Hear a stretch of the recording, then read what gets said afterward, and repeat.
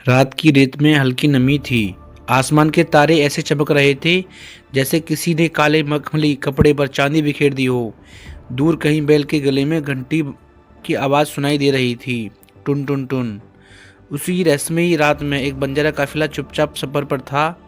ऊंट, बैल, लकड़ी की गाड़ियां, बच्चों की आवाज़ और ढोल की धीमी थाप सब मिलकर रेगिस्तान की खामोशी को और गहना बना रहे थे। उस काफिले की गाड़ी के पीछे चलता था एक युवक, रामू बंजारा। उसके पास दो मजबूत बैल और तेज नज़र वाले बैल, नाग और महेश। रामू गरीब था लेकिन दिल का बड़ा था। उसके पास ज़्यादा कुछ नहीं था, बस यही दोनों बैल और एक पुरानी गाड़ी। मगर उसके लिए यही उसकी पूरी दुनिया थी। नाग तेज और समझदार, जो हर चीज़ फौरन पकड़ लेता, मगर महेश थोड़ा भारी, शांत और बेहद वफादार। लोग कहा करते थे रामू से ज़्यादा उसके बैल समझदार हैं, और रामू हंसकर कहता, बैल नहीं, मेरे भाई हैं। खतरनाक सफ़र।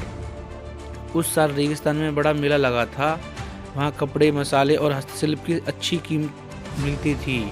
रामू ने सोचा, अगर इस बार माल बिक गया तो घर की हालत सुधर जाएगी। सुबह काफिला निकला। धूप, लू और लंबा सफ़र, मगर रामू और उसके बैल चलते रहे। शाम होते होते रेगिस्तान का रंग बदल गया। हवा तेज हो गई, रेत उड़ने लगी और दूर बादलों में बिजली चमक उठी। एक बूढ़ा बंजारा बोला, रेत का तूफान आ रहा है, संभल जाओ। काफिला रुक गया। सबने जानवरों को बांधा, लेकिन रामू की गाड़ी पीछे रह गई थी। हवा तेज हो गई, रेत आंधी बन गई थी। दृश्य गायब, आवाज़ें गायब, सब रेत रेत हो गया था।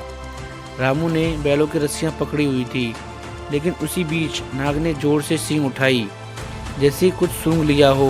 महेश भी परेशान होकर जमीन खुरचने लगा। रामू समझ भी नहीं पाया क्या हो रहा है।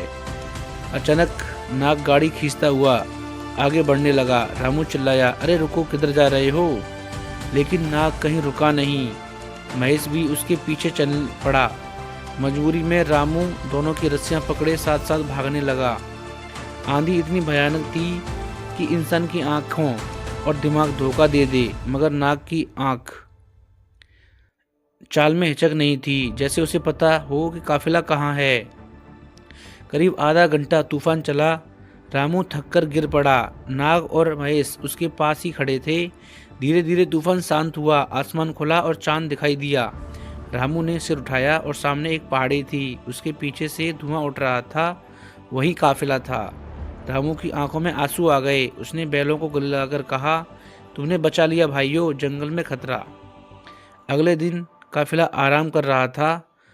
रामू लकड़ी लेने जंगल की तरफ गया। नाग और महेश साथ थे। जंगल शांत था। अचानक झाड़ियों में से आवाज़ आई। एक जंगलिया भेड़िया बाहर आया। रामू के पास कोई हथियार नहीं था। भेड़िया घुर्राते हुए पास आने लगा। रामू पीछे हटने लगा। तभी नाग ने जोर से सींग फटकारते और भेड़ियों पर हमला किया। महेश ने रामू के आगे खड़े होकर दीवार बना दी। भेड़िया उछला। नाग ने सींग से उसे रोका। 2-3 बार हुए, फिर भेड़िया डरकर भाग गया।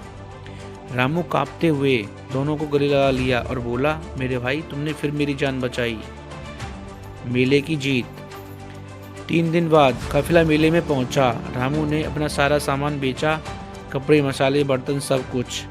इस बार भाव अच्छे मिले और सब बिक गया। मेले में बैलों का मुकाबला था, ताकत और समझ का। रामू ने नाग और महेश को नाम दिया। कुछ लोग हंसे, बंजारों के बैल क्या जीतेंगे। लेकिन जब मुकाबला शुरू हुआ, नाग की तेजी और महेश की ताकत देखकर भीड़ दंग रह गई। उन्हें रस्सियां खींची, गाड़ी दौड़ाई, बाधाएं पार की और हर चुनौती जीत ली। ढोल बजा और ऐलान हुआ, सबसे समझदार और ताकतवर बैल नाग और महेश। भीड़ तालियों से गूंज उठी। रामू की आंखों में खुशी थी, दिल में गर्व। अंत वापसी का सफर हुआ। वही रेगिस्तान, वही रातें। इस बार रामू ने मन में नया विश्वास था। रात को सब सो गए। रामू चांद को देखते हुए बोला, इंसान धन से बड़ा नहीं होता, साथ देने वाला बड़ा होता है। और मेरे पास सबसे बड़ा खजाना मेरे 2 वफादार भाई हैं। नाग ने घंटी झनकाई, महेश ने सांस भरी और तीनों आगे सफर पर निकल पड़े। तो फ्रेंड्स, कैसी लगी वीडियो कमेंट करके जरूर बताना। और फ्रेंड्स ऐसी वीडियो देखने के लिए हमारे चैनल को सब्सक्राइब करना और अपने दोस्तों को शेयर ज़रूर करना। तो फ्रेंड्स मिलते हैं अगली नई और कहानी के साथ में, तब तक के लिए धन्यवाद। जय हिंद, जय भारत, जय बंजारा समाज।